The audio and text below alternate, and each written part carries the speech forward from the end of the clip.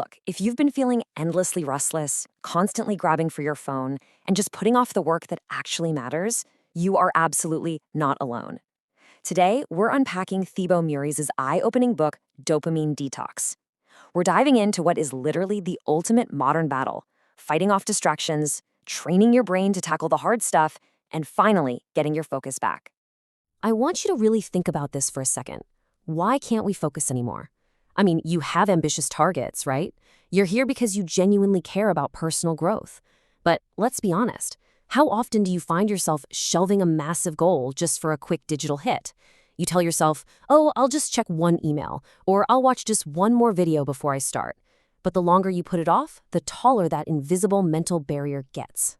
If that sounds painfully familiar, it's probably because you're dealing with the classic symptoms of overstimulation. The red flags are pretty clear. We're talking about procrastinating on big jobs, feeling this weird, lingering restlessness, compulsively checking emails, and just constantly hunting for that next quick burst of stimulation. It gets to a point where literally anything, like reorganizing your desk for the 5th time, seems like a fantastic idea, except the actual work. And honestly, this constant buzz leaves us vastly underperforming our true potential. Okay, moving into part 1, the truth about dopamine and busting the pleasure myth. To fix our focus, we really need to understand the science driving our habits. And this science completely shatters a massive cultural myth. We always hear dopamine called the pleasure chemical, right? Well, it's not. Dopamine is actually the neurotransmitter of anticipation. Evolutionarily speaking, it's what gave our ancestors the drive to hunt and survive. It creates the urge to act, to get a reward. But just because something triggers dopamine, it doesn't mean it brings us lasting pleasure. Actually, once you finally get that reward, like checking that ping on your phone, you usually just feel kind of empty right after.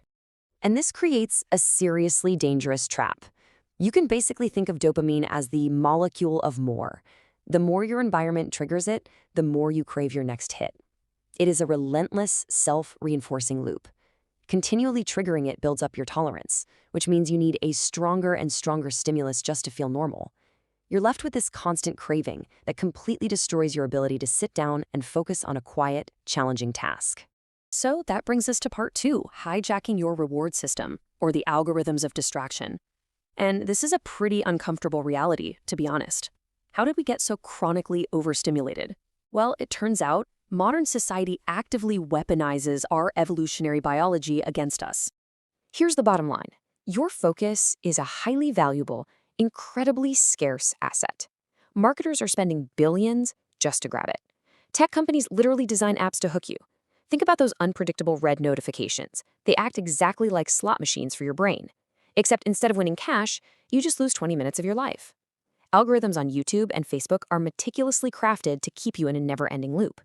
Even the food industry gets in on this by pumping processed foods with sugar to trigger massive dopamine releases. They are intentionally hijacking your attention for profit and leaving you completely distracted.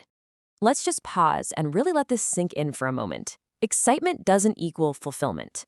When you're an hour deep into a scrolling session, your brain might trick you into thinking, hey, I'm having fun. But when you finally put the phone down, ask yourself, did that actually enhance my life? Was it meaningful? Temporary digital thrills always leave us empty.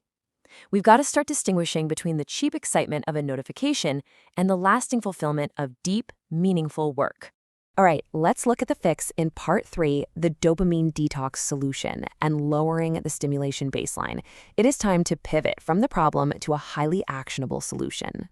So what exactly is a dopamine detox? It is the deliberate reduction of external stimulation to prevent overstimulation. Notice what it's not saying. It's not about biologically eliminating dopamine from your brain, which is impossible, by the way.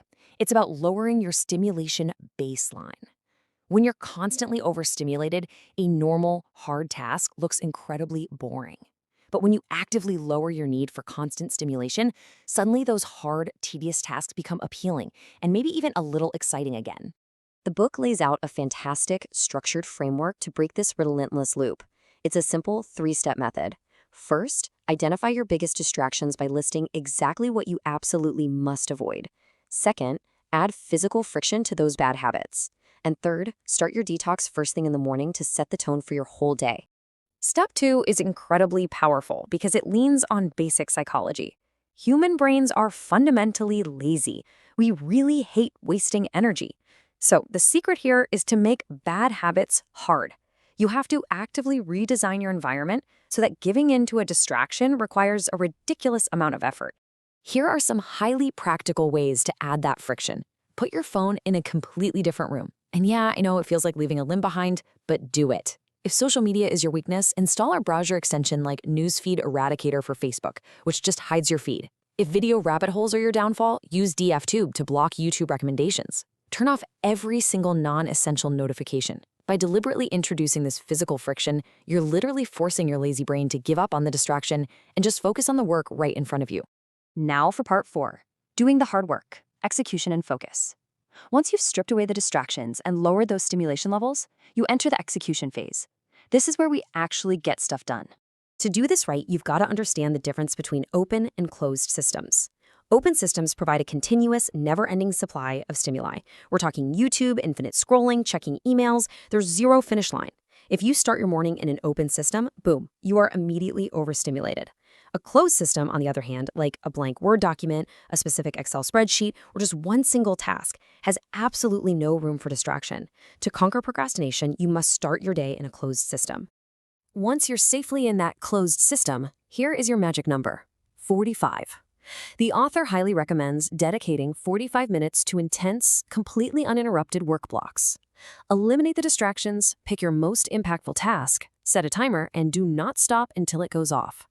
This is exactly how you develop laser-sharp focus and build the momentum you need to finally enter a state of flow.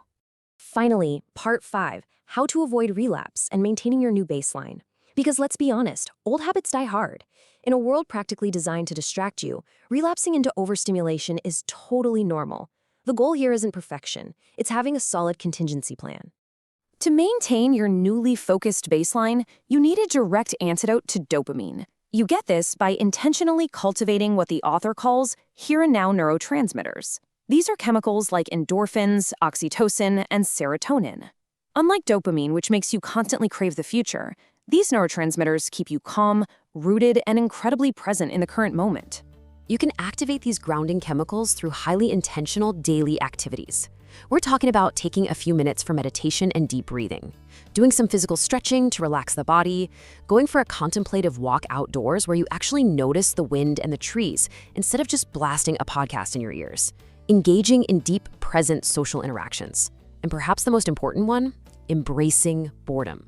Simply practicing doing absolutely nothing is a spectacular way to quiet your mind and prevent a dopamine relapse. It's definitely worth noting that the concepts in this explainer belong to a much larger, continuous system of self-improvement. Dopamine Detox is just the starting point of the Bo Maurice's productivity series, which builds into overcoming procrastination, developing mental clarity, and implementing long-term strategic thinking. It's really a holistic approach to taking back your mind. So I'll leave you with this final provocative thought to carry with you today. Your focus is worth billions to the algorithms, but it is worth absolutely everything to your future. Will you control your focus, or will you let someone else take it? The choice to step off the hamster wheel of endless stimulation begins with the very next decision you make.